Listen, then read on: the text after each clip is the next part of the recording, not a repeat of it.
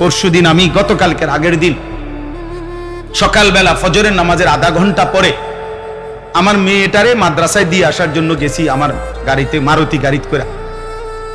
আসার সময় দেখছি একটা হাইয়েস্ট গাড়ি আর ট্রাক 10 মিনিটের ব্যবধানে ওই রোডেই ফিরে আসছি। আইসা দেখি অ্যাক্সিডেন্ট, মুখামুখি।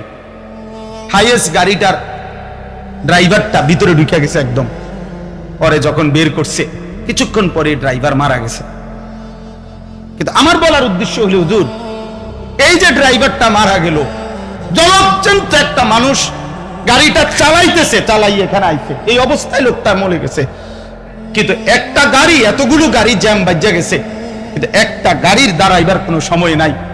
পুরা হর্ন টিপতে আছে সবাই, মানে সাইড দাও, জলদি সাইড দাও, ডানে দিয়া বামে দিয়া প্যাঁ পু কইরা ভ্যাঁ ভু কইরা সবাই পার হয়ে গেল।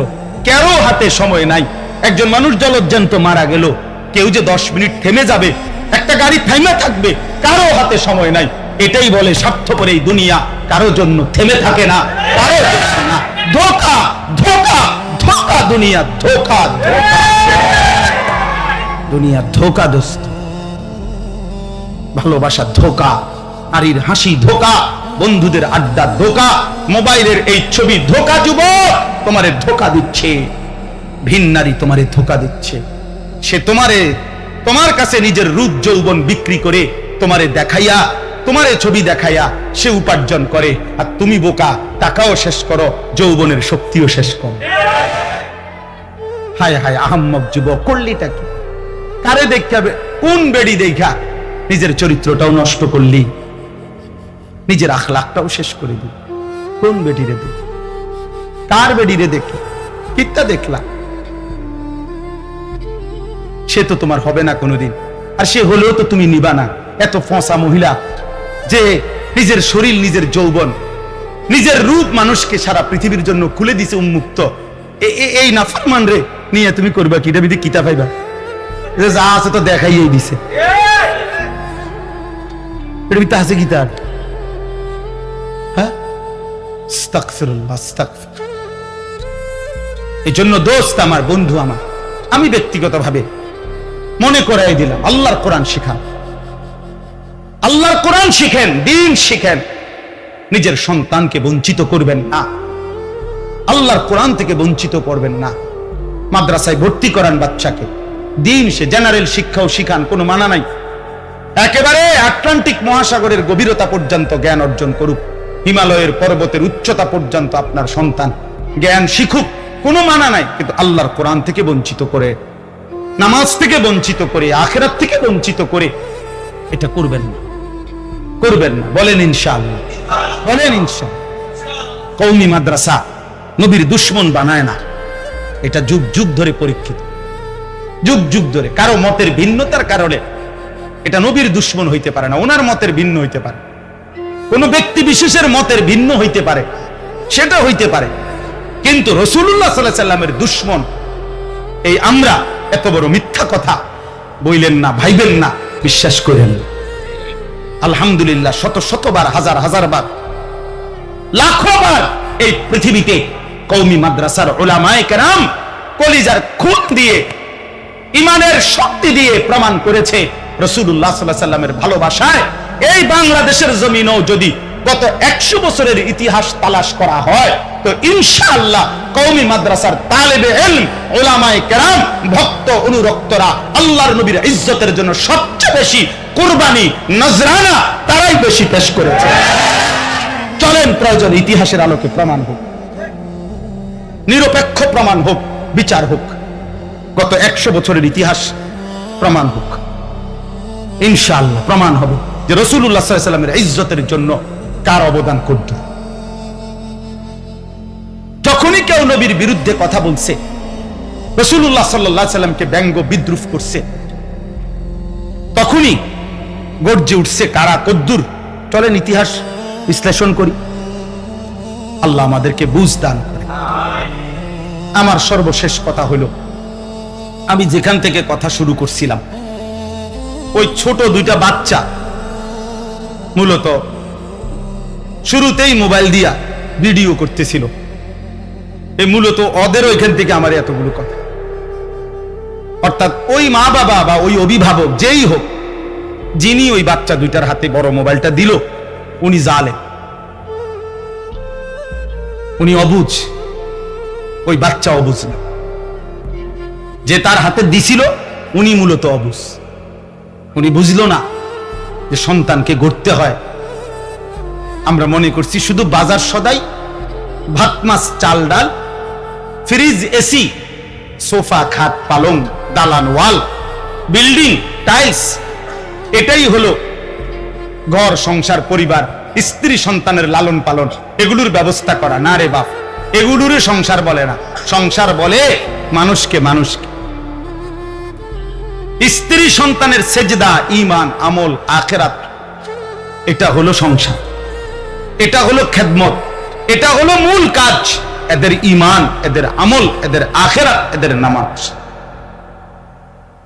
যে ব্যক্তির ঘরে স্ত্রী সন্তান নামাজ পড়ে না, যার ছেলে মেয়ে ফজরের নামাজ পড়ে না, যে ঘরে রঙিন টেলিভিশনে রাতের 1টা পর্যন্ত নাচ গান, নাটক, সিনেমা, নর্তকীর ছবি, হিন্দি সিরিয়াল চলে, যে ঘরের সব আপনার আল্লাহর নাফরমানিতে পাল্লা দিচ্ছে, কেউ বিড়ি খায়, কেউ সিগারেট খায়, কেউ রুমে রুমে মোবাইল টিপে, নারী দেখে, নাচ দেখে, ছবি দেখে, ফজরের নামাজ কেউ পড়ে না, টেলিভিশন চলছে বছরের পর বছর। আল্লাহর কসম, ওই সংসার মূলত সংসার না, ওইটা বিরান ঘর, মরুভূমি ছাড়া আর কিচ্ছু না। ওইটা বিরান ঘর, আলগা ঘর, যে ঘরে মানুষ থাকে না। মানুষ থাকে ওই ঘরে যে ঘরে মালিকের সেজদা হয়, আল্লাহর জিকির হয়, আল্লাহর গোলামি হয়, আল্লাহর বন্দিগি হয়। আপনি যুদ্ধ করেন, আপনি উপার্জনের জন্য তো অনেক কষ্ট করেন, 2টা টাকা কামাইকরণের জন্য তো কত পলিসি প্রয়োগ করেন, ছেলেটাকে নামাজি বানানোর জন্য আরো ফিকির করেন, মেয়েটাকে পর্দানসীন বানাবার জন্য আরো কি পদ্ধতি হইতে পারে সেটা ফিকির করেন, স্ত্রীর পর্দানসীন হওয়ার জন্য আরো কি করা যায় ওইটা চেষ্টা করেন, ওইটা চেষ্টা করে। যুবক ভাই, তোমরা ভেবে দেখো ভাইয়া, কেন নামাজ পড়বা না? তোমরা কেন নামাজ পড়বা না? তোমরা কেন নামাজ পড়বা না? কেন আল্লাহকে নারাজ করছো? প্রিয় ভাই, শেষ পর্যন্ত এটা মনে রাখতে হবে, যদি মা বাবাও খবর না নেয়, তারপরেও তো তুমি নিজে তো আল্লাহর হিসাব থেকে মুক্তি পাবা না।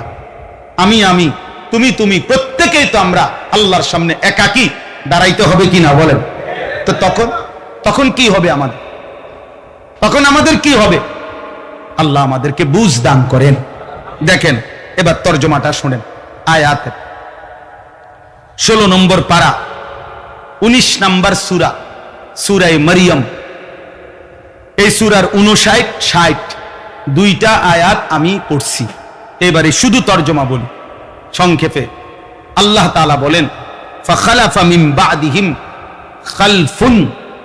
আল্লাহ তাআলা বলেন, প্রত্যেক যুগে নিকৃষ্ট প্রজন্ম, প্রত্যেক, যেমন আমরা এখন একটা জেনারেশন আছি পৃথিবীতে, তো আল্লাহ তাআলা বলেন প্রত্যেক প্রজন্মের মধ্যে নিকৃষ্ট মানুষ, নিকৃষ্ট জেনারেশন, নিকৃষ্ট মানুষ কারা? আল্লাহ তাআলা বলেন, আদাউস সালাহ, প্রতিনিয়ত যারা তাদের নামাজকে নষ্ট করে দেয়, ওয়াত্তাবাউস শাহাওয়াত, এবং যারা প্রতিনিয়ত নিজের মনের চাহিদার অনুসরণ করে। আল্লাহ তাআলা কোরআনে বলছে সে হচ্ছে খালফুন। আরবিতে খালফুন অর্থ হলো মন্দ প্রজন্ম, আর খালাফুন অর্থ হলো উত্তম প্রজন্ম। শুধু একটা জবর আর সাকিনের পার্থক্য। লামের মধ্যে যদি জবর হয় তাইলে হবে উত্তম জেনারেশন, আর লামের মধ্যে যদি সাকিন হয় খালফুন তাহলে হলো মন্দ জেনারেশন। ফাখালাফা মিন বাদিহিম খালফুন। আল্লাহ তাআলা বলেন পরবর্তী নিকৃষ্ট প্রজন্ম হবে তারা আদাউস সালাহ, যারা তাদের নামাজকে নষ্ট করে দেয়। অর্থাৎ প্রত্যেক নবীর ঈমানদার অনুসারী যুগে যুগে ছিল, আছে, থাকবে। আর সেই অনুসারীদের মধ্য থেকে আল্লাহ তাআলা বলেন নিকৃষ্ট হয়ে যাবে তারা যারা তাদের নামাজকে নষ্ট করে দেয়। 3 জিনিসের মধ্যে মানুষের মুক্তি, আখিরাতের মুক্তি। 1, আকলুল হালাল। 1 নাম্বার হলো হালাল খাবার, হালাল রোজগার। 2 নম্বর ওয়া আদাউল ফারাইজ, আল্লাহ তাআলা যত কিছু আমাদের উপরে আবশ্যক করেছেন, হুকুম দিয়েছেন, সেগুলো আদায় করা। 3 ওয়াল ইক্তিদাউ বিন নবী সাল্লাল্লাহু আলাইহি ওয়াসাল্লাম, সব কাজে প্রিয় নবী সাল্লাল্লাহু আলাইহি ওয়াসাল্লামকে অনুসরণ করা। হালাল খাওয়া, আল্লাহর হুকুম মানা, নবী সাল্লাল্লাহু আলাইহি ওয়াসাল্লামকে কি করা? অনুসরণ করা। এই 3 জিনিসের মধ্যে আল্লাহ নাজাত, মুক্তি, এই 3 জিনিসের মধ্যে। রাসূলুল্লাহ সাল্লাল্লাহু আলাইহি ওয়াসাল্লাম বলছেন, হাদিসেও আছে এটা, মান আকালা তাইয়িবান ওয়া আমিলা ফি সুন্নাতিন ওয়া আমিনান নাস বাওয়াইকাহু দাখালাল জান্নাহ। যে খেলো হালাল, আমল করলো নবীর সুন্নত মোতাবেক, মানুষকে কষ্ট দেওয়া থেকে বিরত রইল, নিজেকে বাঁচিয়ে রাখলো কোন মানুষকে কষ্ট দেওয়া থেকে।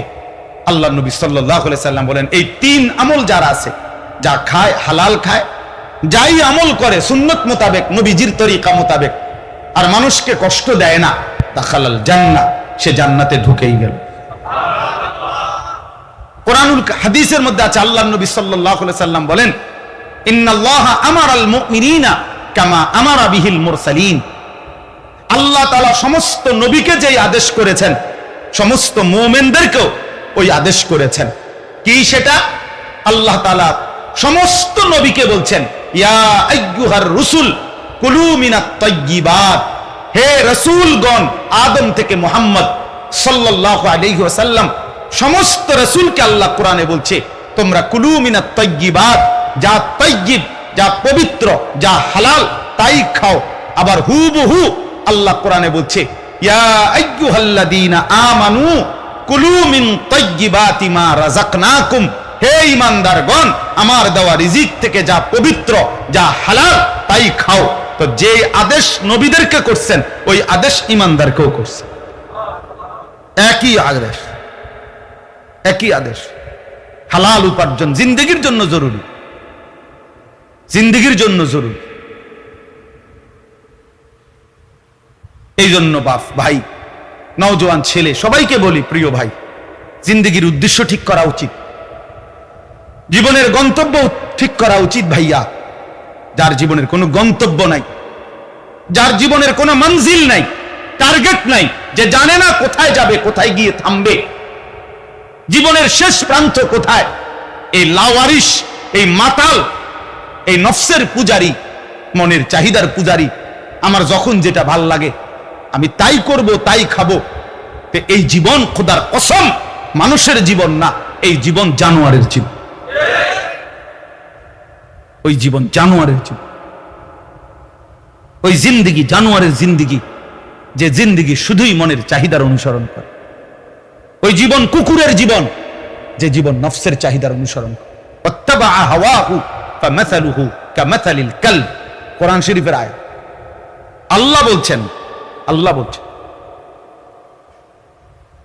এক কাফের, এক নাফরমান, এক পাপী বান্দার উদাহরণ দিতে গিয়ে কোরআনে আল্লাহ বলছে সূরা আরাফে, যে সে তার মনের চাহিদার অনুসরণ করেছে, আমার হুকুম ভুলে গেছে। ফামাসালুহু কামাসালিল কালব, আল্লাহ নিজে বলেন, মনের চাহিদার অনুসরণ করার কারণে তার উদাহরণ, দৃষ্টান্ত, কামাসালিল কালব, কুকুরের মতো, কুকুরের মতো। সরাসরি কোরআন শরীফের আয়াত, কোনো ব্যাখ্যা নাই, স্বাভাবিক আয়াত। এই জন্য যে কয়জন নওজোয়ান ছেলে আসছো ভাইয়া, যে কয়জন বয়স্ক বাবা আছেন, আমার ফিকির একটাই, আমি এইটাই বলি সারা বছর, সারা জিন্দিগি, যে অভিভাবক আপনি আপনার কর্তব্য বুঝেন। নওজোয়ান, তুমি তোমার পরিচয় চেনো। কিশোর যুবক, তুমি এটা বুঝতে শিখো যে এখানেই পৃথিবী, এই হাসি, আনন্দ, এই তামাশা, এতটুকুই তোমার জীবন, শেষ না। আমরা এখানেই শেষ না, আমাদের আরো লম্বা গন্তব্য আছে। ওয়াকালু মা হিয়া ইল্লা হায়াতুনাদ দুনিয়া, আল্লাহ বলছে সমস্ত কাফের বেঈমানের কথা, যে তারাই শুধু বলে জীবন মানে আর কিছুই নয়, ইল্লা দুনিয়া, শুধুই দুনিয়া। এ তো বেঈমানের কথা, আল্লাহ কোরআনে বলছে, মুশরিকের কথা, মুমিনের কথা হইতে পারে।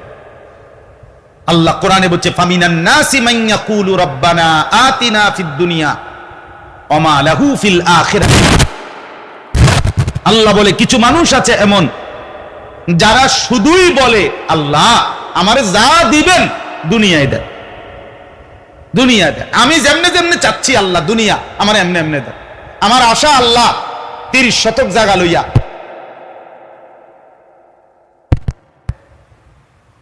আমার আশা 4 তলা বিল্ডিংটার কাম আগামী 1 বছরের ভিতরে শেষ করমু, আল্লাহ আমনে দেন।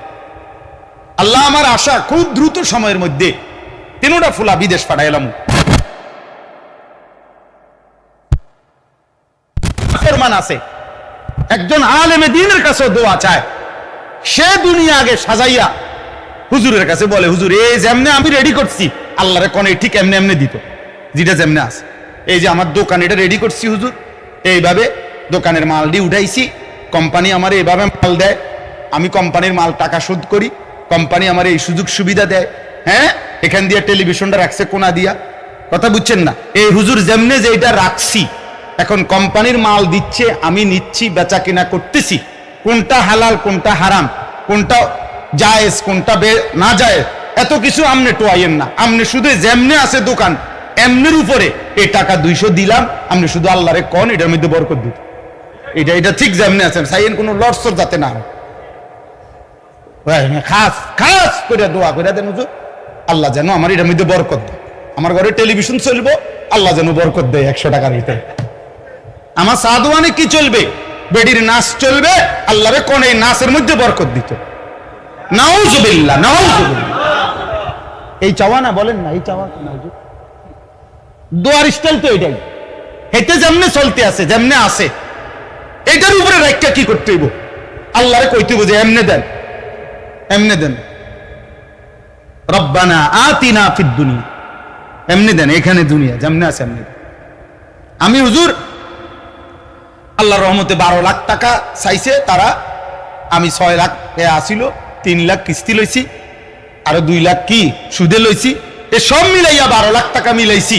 আমনে খাস করে দোয়া করে দেন খোলাগারে বিদেশ পাঠামু, আল্লাহ যেন বরকত দেন। কি কি দোয়া করতো হুজুরে, মানে আল্লাহ তার সুদে বরকত দেন, তার কিস্তিতে বরকত দেন, তো কি দোয়া করতো? দোয়া তো করা উচিত আল্লাহ তার উপরে যেন ঠাডা পড়ে, তার মনে যেন আসমান ভেঙ্গে পড়ে। বলেন কিসের উপরে দোয়া চাচ্ছেন আপনি?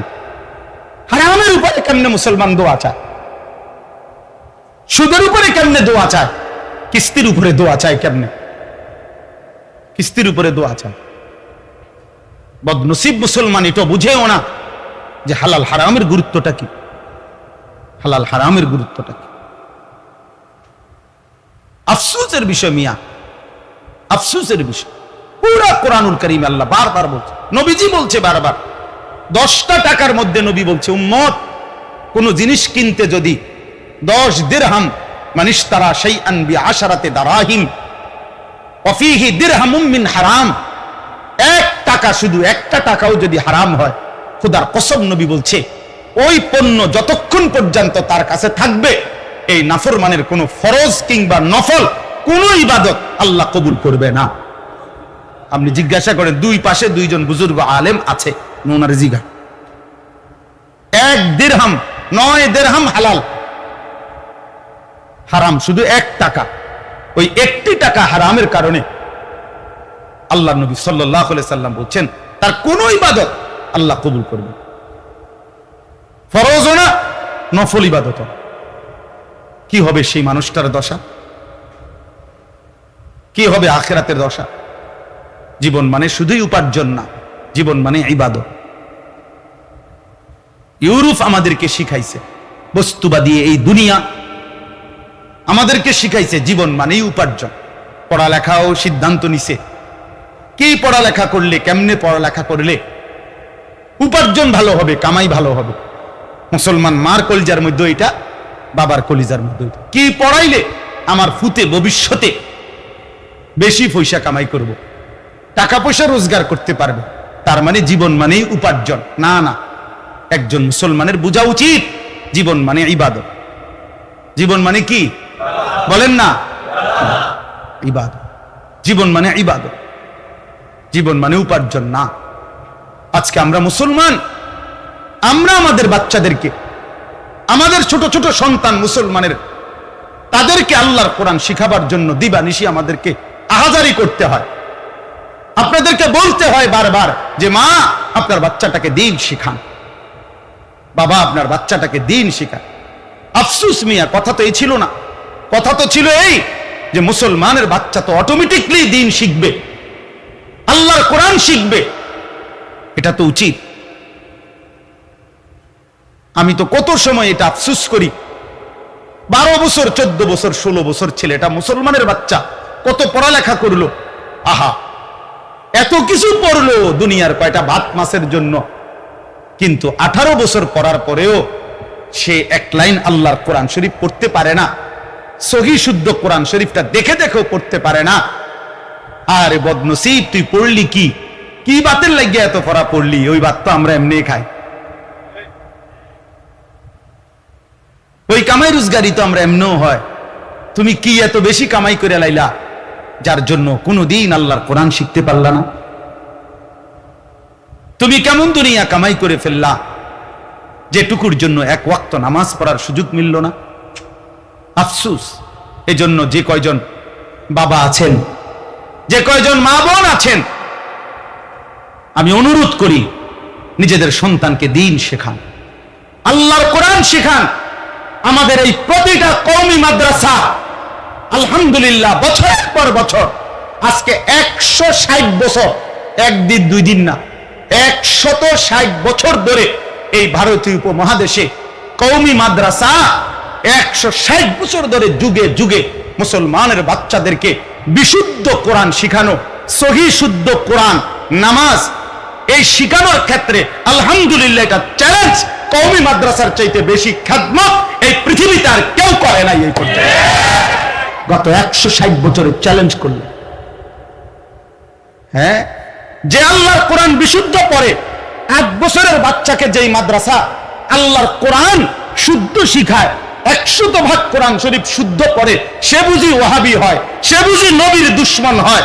এত বড় মিথ্যা কথা যে বলছে, সেও জালেম, যে বিশ্বাস করছে সেও জালেম বেটা, মিথ্যক বেটা, মিথ্যাবাদী তুই বেটা, মিথ্যাবাদী। যার জবানে আল্লাহর কোরআন শুদ্ধ, যে সেজদা দেয় ঠিক মতো, যে মিসওয়াক করে, যে দাড়ি রাখে, যার স্ত্রী পর্দা করে, যার ঘরে টেলিভিশন চলে না, যে সুদ খায় না, যে মিথ্যা বলে না, সে নবীর দুশ্মন হবে কেন? বেঈমান। একটা কথা বললেই হলো নাকি? হ্যাঁ, ওয়াহাবি কি? ওয়াহাবি কি অর্থ কি? কে বললো তোমারে যে ওয়াহাবি মানে গালি? এটা তোমারে শিখাইলো কে? কিভাবে শিখলেন আপনি? কেমনে বুঝলেন? ওয়াহাব তো আল্লাহর নাম, আল্লাহর নাম গালি হয় কেমনে? কথা বলেন না কেন? খোদার কসম, ওয়াহাব আল্লাহর নাম। কার নাম? ইন্নাকা আনতাল ওয়াহাব, তো কোরআন শরীফের আয়াত। মানুষে তো শেষে ইয়া লাগাইয়া ওই বস্তুর দিকে, ওই জিনিসের দিকে, ওই নামের দিকে নিসবত করে, সম্বন্ধ করে। অমুক চাঁদপুরি, ঠিক না? অমুক নামের সাথে এরকম লেখে না তো? তাইলে আমার নাম আশরাফি, আমার আব্বার নাম আশরাফ, মাওলানা আলী আশরাফ, তাহলে আমি আনিসুর রহমান আশরাফি। ওই যে আমার ছোট ভাই এখানে আছে, মাওলানা আতিকুর রহমান আশরাফি। তাহলে আশরাফি মানে আমি আশরাফের ফুত, আমার বাবার দিকে আমার নিসবত করলো। তাইলে ওয়াহাব শব্দটার সাথে যে ইয়া মিলাইলাম, ওয়াহাবি, এ তো আল্লাহর সাথে মিলানো হলো। কেউ রে রব্বানি বলে মানে আল্লাহওয়ালা, কেউ রে ওয়াহাবি বলে মানে আল্লাহওয়ালা, কেউ রে হক্কানি বলে মানে হক মান্যওয়ালা। এই জন্য ধাক্কা ধাক্কির দরকার নেই, কোনো ধাক্কার দরকার নেই। আপনি ইনসাফ করেন, ইনসাফ, ইনসাফ করেন, ইনসাফ করেন। চোখে দেখা সত্যকে অস্বীকার করার কি আছে? যে মুসলমান যুগ যুগ ধরে আল্লাহর কোরআন বিশুদ্ধ শিখায়, সে নবীর দুশ্মন হবে কেন? কথা বলেন, সে নবীর দুশ্মন। রাসূলুল্লাহ সাল্লাল্লাহু আলাইহি সাল্লামকে কোন দিক দিয়ে আমরা অপমান করছি? নবীজিকে আমরা শেষ নবী মানি না। কথা বলেন না কেন? নবীজি সাল্লাল্লাহু আলাইহি সাল্লামের জন্য দুরূদ শরীফ আমরা পড়ি না। রাসূলুল্লাহ সাল্লাল্লাহু আলাইহি ওয়াসাল্লামের সুন্নাত অনুসরণ করার আমরা চেষ্টা করি না। তাহলে আমি নবীর বিরোধিতা করলাম কোথায়? কিসে বিরোধিতা করছি? আমি রাসূলুল্লাহ সাল্লাল্লাহু আলাইহি সাল্লামের বিরোধিতা করছি কোথায়? কোন দৃষ্টিতে বিরোধিতা করলাম? কেন বিরোধিতা করব? তার বিরোধিতা করব কেন? তিনি রাসূলুল্লাহ সাল্লাল্লাহু আলাইহি সাল্লামের বিরোধিতা কেন করব আমরা? বলেন কেন? এটা কোনো যুক্তি হইতে পারে? কোন বিষয়ে যদি, আচ্ছা ধরে নেন, কোন বিষয়ে যদি দুইটা মত থাকে, তো এরকম তো অসংখ্য দিনই বিষয়ের মধ্যে একাধিক মত আছে, তো সেই কারণে আপনি অপ্রকাশ্যে গালি দিবেন? হ্যাঁ, এটা বুঝি কথা হইল? এই জন্য বাপ ভুল কইরেন, আখেরাত খুব কাছাকাছি, আখেরাত খুব কাছাকাছি।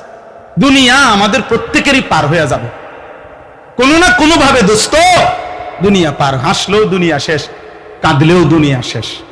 সুখের দুনিয়াও ভোর হয়, দুঃখের রাতও ভোর হয়, বাসর রাতও ভোর হয়, ফাঁসির রাতও ভোর হয়।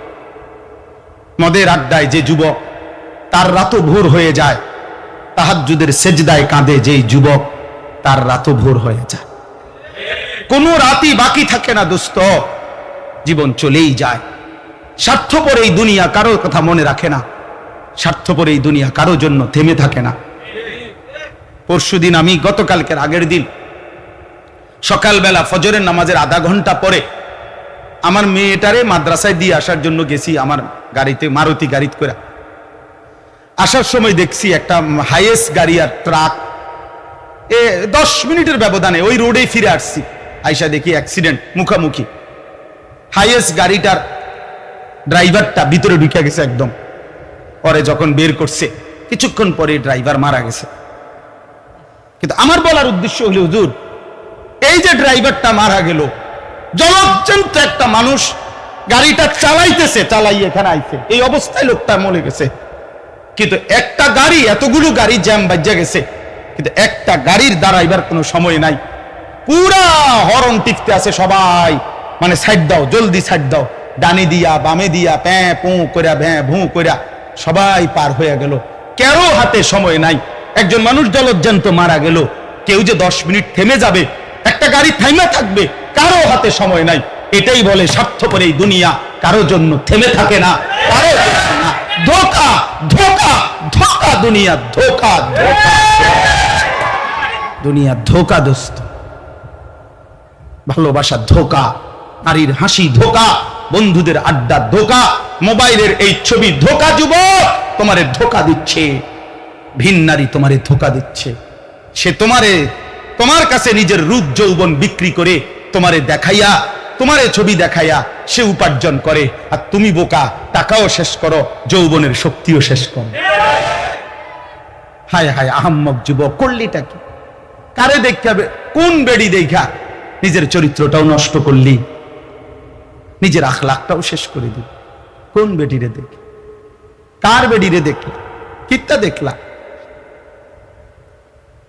সে তো তোমার হবে না কোনোদিন, আর সে হলেও তো তুমি নিবা না।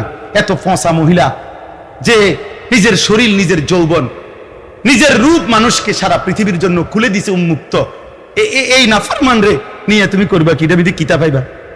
এটা যা আছে তো দেখাইয়েই দিছে। এটা বিধি আছে গীতার? হ্যাঁ, আস্তাগফিরুল্লাহ, আস্তাগফির। এই জন্য দোস্ত আমার, বন্ধু আমার, আমি ব্যক্তিগতভাবে মনে করাই দিলাম, আল্লাহর কোরআন শিখান, আল্লাহর কোরআন শিখেন, দ্বীন শিখেন। নিজের সন্তানকে বঞ্চিত করবেন না, আল্লাহর কোরআন থেকে বঞ্চিত করবেন না। মাদ্রাসায় ভর্তি করান বাচ্চাকে, দ্বীন, সে জেনারেল শিক্ষাও শিখান, কোনো মানা নাই। একেবারে আটলান্টিক মহাসাগরের গভীরতা পর্যন্ত জ্ঞান অর্জন করুক, হিমালয়ের পর্বতের উচ্চতা পর্যন্ত আপনার সন্তান জ্ঞান শিখুক, কোনো মানা নাই। কিন্তু আল্লাহর কোরআন থেকে বঞ্চিত করে, নামাজ থেকে বঞ্চিত করে, আখিরাত থেকে বঞ্চিত করে এটা করবেন না, করবেন না। বলেন ইনশাআল্লাহ, বলেন ইনশাআল্লাহ। কওমি মাদ্রাসা নবীর দুশমন বানায় না, এটা যুগ যুগ ধরে পরীক্ষিত, যুগ যুগ ধরে। কারো মতের ভিন্নতার কারণে এটা নবীর দুশমন হইতে পারে না। ওনার মতের ভিন্ন হইতে পারে, কোন ব্যক্তি বিশেষের মতের ভিন্ন হইতে পারে, সেটা হইতে পারে, কিন্তু রাসূলুল্লাহ সাল্লাল্লাহু আলাইহি সাল্লামের দুশমন এই আমরা এত বড় মিথ্যা কথা বইলেন না, ভাইবেন না, বিশ্বাস করেন। আলহামদুলিল্লাহ শত শতবার, হাজার হাজার বার, লাখো বার এই পৃথিবীতে কওমি মাদ্রাসার উলামায়ে কেরাম কলিজার খুন দিয়ে, ইমানের শক্তি দিয়ে প্রমাণ করেছে রাসূলুল্লাহ সাল্লাল্লাহু আলাইহি সাল্লামের ভালোবাসায় এই বাংলাদেশের জমিনও যদি গত 100 বছরের ইতিহাস তালাশ করা হয় তো ইনশাআল্লাহ কওমি মাদ্রাসার তালেবে ইলম, উলামায়ে কেরাম, ভক্ত অনুরক্তরা আল্লাহর নবীর ইজ্জতের জন্য সবচেয়ে বেশি কুরবানি, নজরানা তারাই বেশি পেশ করেছে। চলেন প্রয়োজন ইতিহাসের আলোকে প্রমাণ হোক, নিরপেক্ষ প্রমাণ হোক, বিচার হোক, গত 100 বছরের ইতিহাস প্রমাণ হোক। ইনশাআল্লাহ প্রমাণ হবে যে রাসূলুল্লাহ সাল্লাল্লাহু আলাইহি সাল্লামের ইজ্জতের জন্য কার অবদান কত। যখনই কেউ নবীর বিরুদ্ধে কথা বলছে, রাসূলুল্লাহ সাল্লাল্লাহু আলাইহি সাল্লামকে ব্যঙ্গ বিদ্রুপ করছে, তখনই গর্জে উঠছে কারা কদ্দুর। চলেন ইতিহাস বিশ্লেষণ করি, আল্লাহ আমাদেরকে বুঝ দান করে। আমার সর্বশেষ কথা হলো, আমি যেখান থেকে কথা শুরু করছিলাম, ওই ছোট দুইটা বাচ্চা মূলত শুরুতেই মোবাইল দিয়া ভিডিও করতেছিল। এই মূলত ওদেরও এখান থেকে আমার এতগুলো কথা। অর্থাৎ ওই মা বাবা বা ওই অভিভাবক যেই হোক, যিনি ওই বাচ্চা দুইটার হাতে বড় মোবাইলটা দিল, উনি জালেম, উনি অবুঝ। ওই বাচ্চা অবুঝ না, যে তার হাতে দিছিল উনি মূলত অবুঝ। উনি বুঝলো না যে সন্তানকে গড়তে হয়। আমরা মনে করছি শুধু বাজার সদাই, ভাত মাছ চাল ডাল, ফ্রিজ, এসি, সোফা, খাট, পালং, দালান, ওয়াল, বিল্ডিং, টাইলস, এটাই হলো ঘর, সংসার, পরিবার, স্ত্রী সন্তানের লালন পালন, এগুলোর ব্যবস্থা করা। না রে বাপ, এগুলোর সংসার বলে না। সংসার বলে মানুষকে মানুষকে। স্ত্রী সন্তানের সেজদা, ঈমান, আমল, আখিরাত, এটা হলো সংসার, এটা হলো খেদমত, এটা হলো মূল কাজ। এদের ঈমান, এদের আমল, এদের আখিরাত, এদের নামাজ। যে ব্যক্তির ঘরে স্ত্রী সন্তান নামাজ পড়ে না, যার ছেলে মেয়ে ফজরের নামাজ পড়ে না, যে ঘরে রঙিন টেলিভিশনে রাতের 1টা পর্যন্ত নাচ, গান, নাটক, সিনেমা, নর্তকীর ছবি, হিন্দি সিরিয়াল চলে, যে ঘরের সব আপনার আল্লাহর নাফরমানিতে পাল্লা দিচ্ছে, কেউ বিড়ি খায়, কেউ সিগারেট খায়, কেউ রুমে রুমে মোবাইল টিপে, নারী দেখে, নাচ দেখে, ছবি দেখে, ফজরের নামাজ কেউ পড়ে না, টেলিভিশন চলছে বছরের পর বছর। আল্লাহর কসম, ওই সংসার মূলত সংসার না, ওইটা বিরান ঘর, মরুভূমি ছাড়া আর কিচ্ছু না। ওইটা বিরান ঘর, আলগা ঘর, যে ঘরে মানুষ থাকে না। মানুষ থাকে ওই ঘরে যে ঘরে মালিকের সেজদা হয়, আল্লাহর জিকির হয়, আল্লাহর গোলামি হয়, আল্লাহর বন্দিগি হয়। আপনি যুদ্ধ করেন, আপনি উপার্জনের জন্য তো অনেক কষ্ট করেন, 2টা টাকা কামাই করানোর জন্য তো কত পলিসি প্রয়োগ করেন, ছেলেটাকে নামাজি বানানোর জন্য আরো ফিকির করেন, মেয়েটাকে পর্দানসীন বানাবার জন্য আরো কি পদ্ধতি হইতে পারে সেটা ফিকির করেন, স্ত্রীর পর্দানসীন হওয়ার জন্য আরো কি করা যায় ওইটা চেষ্টা করেন, ওইটা চেষ্টা করে। যুবক ভাই, তোমরা ভেবে দেখো ভাইয়া, কেন নামাজ পড়বা না? তোমরা কেন নামাজ পড়বা না? তোমরা কেন নামাজ পড়বা না? কেন আল্লাহকে নারাজ করছো? প্রিয় ভাই, শেষ পর্যন্ত এটা মনে রাখতে হবে, যদি মা বাবাও খবর না নেয়, তারপরেও তো তুমি নিজে তো আল্লাহর হিসাব থেকে মুক্তি পাবা না। আমি, তুমি, প্রত্যেকেই তো আমরা আল্লাহর সামনে একাকী দাঁড়াইতে হবে কি না বলেন? তো তখন কি হবে আমাদের? তখন আমাদের কি হবে? আল্লাহ আমাদেরকে বুঝ দান করেন। দেখেন এবার তর্জমাটা শুনেন। আয়াত 16 নম্বর পারা, 19 নম্বর সূরা, সূরা মরিয়ম। এই সূরার 59, 60 2টা আয়াত আমি পড়ছি। এবারে শুধু তর্জমা বলি সংক্ষেপে। আল্লাহ তাআলা বলেন, ফাখালাফা মিন বাদিহিম খালফুন।